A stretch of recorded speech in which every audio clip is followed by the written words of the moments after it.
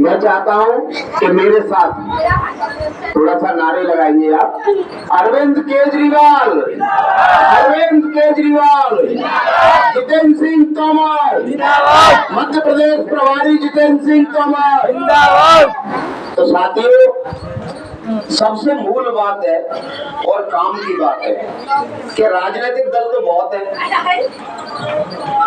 फिर गिरिराज भाई आम आदमी पार्टी नहीं क्यों है, ये सोचने वाली बात। जो अपन काम की बात कर ले थोड़ा सा 10 मिनट, तो आप सभी देख रहे हो और हम सब भी प्रत्यक्ष इस बात के गवाह हैं कि आज समाज के अंदर वो स्थिति हो चुकी है कि अगर हकीकत में देखा जाए तो गरीब की तरफ देखने वाला कोई है ही नहीं। चाहे वो शिक्षा का मामला हो, चाहे स्वास्थ्य का मामला हो, चाहे खाद का मामला हो। आपने देखा होगा कल यही अखबार में निकला था, अम्बा के अंदर जो खाद सेंटर था वहाँ घुटने घुटने तक पानी भरा हुआ था और किसान उसी घुटने तक पानी में लाइन में लगा हुआ था। उसको खुजली हो रही थी, पैरों में एक्जिमा हो रहा था, लेकिन मजबूरी थी, खाद लेना था तो वो लाइन में लगा हुआ था। फिर हम सरकार क्यों चुनते हैं, ये सोचने वाली बात है। जब हमारा बच्चा स्कूल में पढ़ने जा रहा है और उस स्कूल में टीचर पढ़ा नहीं रहा, उस स्कूल की व्यवस्थाएं अस्त व्यस्त है, वहाँ पीने का पानी नहीं है, वहाँ पंखे नहीं है, वहाँ की बिल्डिंग बिल्कुल जर्जर है, तो फिर हम विधायक क्यों चुन रहे हैं, फिर हम सांसद क्यों चुन रहे हैं, ये सोचने वाली बात है। ये विचारणीय प्रश्न है और हम सबको विचार करना चाहिए, क्योंकि ये मौका 5 साल में हम सबको एक बार अवश्य मिलता है कि तब हम अपना जनसेवक, अपनी सेवा करने के लिए एक योग्य व्यक्ति का चुनाव कर सके। हर 5 साल में मौका मिलता है, लेकिन पता नहीं हम कौन से प्रलोभन में आ जाते हैं, हम कौन से भाईचारे में बट जाते हैं कि हम फिर उन्हीं भ्रष्टों के हाथ में सत्ता सौंप देते हैं। आप सोचिए कि जो नेता चुनाव के समय आके और आपसे दुनिया भर के वादे करता है, चुनाव के बाद आप सर्च लाइट लेकर भी ढूंढना, नेता नहीं मिलेगा, सब मिल जाएंगे। आपको हर व्यक्ति मिलेगा लेकिन नेता नहीं मिलेगा।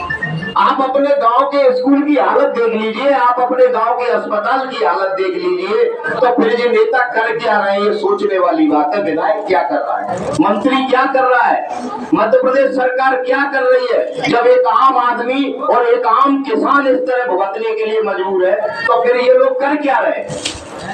साथियों, आम आदमी पार्टी का जन्म 2012 में हुआ, जब देश के अंदर भ्रष्टाचार की बाढ़ आई, बहुत बड़े बड़े घोटाले हुए, दिल्ली के अंदर इतने बड़े बड़े घोटाले हुए कि आप उसकी संख्या को बोल नहीं सकते मुंह से, इतने पैसों का घोटाला। अब आप सोचिए कि उस घोटाले के अंदर आपको याद होगा एक अन्ना आंदोलन हुआ था 2012 में, दिल्ली में एक अन्ना आंदोलन हुआ। उस अन्ना आंदोलन के गर्भ से आम आदमी पार्टी का जन्म हुआ। और क्यों हुआ?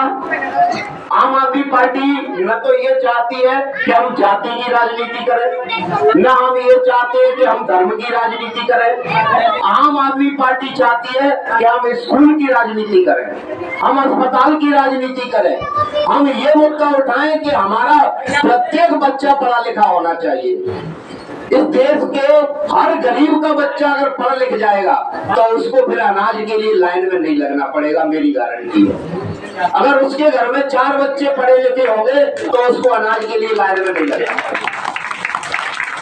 वो खुद अपने पैरों पर खड़ा हो चुका होगा, वो खुद दूसरे को खाना खिलाने की दम रखता होगा। तो आखिर ये फिर चक्कर क्या है? सरकार क्या चाहती है? क्यों हमारे बच्चों को, क्यों हमारे आने वाली पीढ़ियों को अनपढ़ रखना चाहती है? क्यों इन सरकारी स्कूलों को सही नहीं करना चाहती? क्या पैसे की कमी है? अगर पैसे की कमी है तो तुम अपने उद्योगपति मित्रों के 20-20 हजार करोड़ रुपए माफ कहाँ से कर रहे हैं? अगर तुमको पब्लिक के बच्चे जिस स्कूल में पढ़ रहे हैं उस स्कूल की बिल्डिंग को बनाने के लिए पैसा नहीं, तो अडानी के पैसे माफ करने के लिए पैसा कहाँ से आया? ये विचार करने वाली बात है। मैं आपसे गारंटी से कह सकता हूँ, जितने भी राजनीतिक दल हैं, चाहे वो भाजपा हो चाहे कांग्रेस हो, कोई कोई नहीं चाहता कि गरीब का बच्चा पढ़ लिख के अपने पैरों पे खड़ा हो जाए। अगर वो पढ़ लिख गया तो याद रखना उनके भ्रष्टाचार पे उंगलियां उठाएगा, उनके अत्याचार पे उंगलियां उठाएगा। वो शोषण नहीं होने देगा अपना, क्योंकि वो जानता है, वो पढ़ा लिखा है, वो सब जानता है कि मेरे अधिकार क्या है, मेरे कर्तव्य क्या है। तो वो किसी का शोषण और अन्याय सहन नहीं करेगा। और जब शोषण और अन्याय सहन नहीं करेगा तो इन नेताओं की हुकूमत खत्म हो जाएगी, इनके सारे रोल खत्म हो जाएंगे। इसलिए ये चाहते हैं कि आम आदमी का बच्चा तो भूपड़ रह जाए, तीसरी चौथी क्लास तक जाए, स्कूल में कोई व्यवस्था नहीं हो, हर आदमी के पास इतना वो नहीं है पैसा कि वो शहर में प्राइवेट स्कूल में पढ़ा सके। आप सोचिए, किसी नेता का बच्चा आपने सरकारी स्कूलों पढ़ते देखा क्या? किसी नेता का बता दो मुझे, एक छोटे से नेता का सरकारी स्कूलों पढ़ते हुए नहीं देखा होगा। क्योंकि उन्हें मालूम है कि शिक्षा का व्यवसायीकरण कर दो, शिक्षा को इतनी महंगी कर दो कि वो आम आदमी की पहुंच से दूर हो जाए। आम आदमी प्राइवेट स्कूल में पढ़ा ही नहीं सकता। भाई साहब 1.5 लाख रुपया साल का लगता है, कहाँ से पढ़ाएंगे? जिसके 3 बच्चे हैं तो उसको तो 4.5-5 लाख रुपया चाहिए हर साल। अब गरीब आदमी और भी खर्चे कहाँ से करेगा? तो ये शिक्षा के साथ जो घोटाले किए जा रहे हैं वो जानबूझ के किए जा रहे हैं, और सिर्फ इसलिए किए जा रहे हैं जिससे आप लोगों की आगे आने वाली पीढ़ी अनपढ़ और कुपड़ रह जाए। वो उन नेताओं की तरफ मुंह ताके, उनकी तरफ देखे, उसको कोई ज्ञान नहीं हो, उसके अपनी कोई अधिकारों का कोई ज्ञान नहीं हो उसको, और उसका आराम से ये लीडर शोषण करते रहे, कोई दिक्कत नहीं है। आप सोचिए कितना भ्रष्टाचार है।